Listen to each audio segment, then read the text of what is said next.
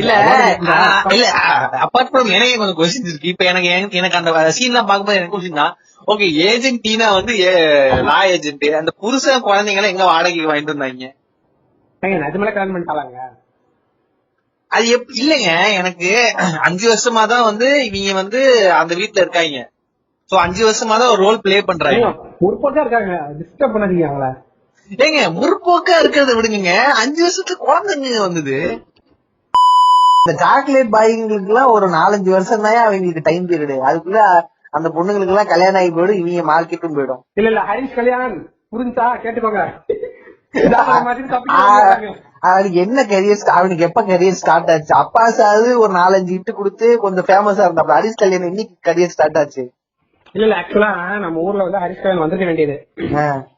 நடுவுல இந்த நரம்பாரத்து எப்படியா பையன் இது விஜய் தேவர் கொண்டா உள்ள புந்து இவன் கெரியர் க்ளோஸ் பண்ணி விட்டுட்டான்.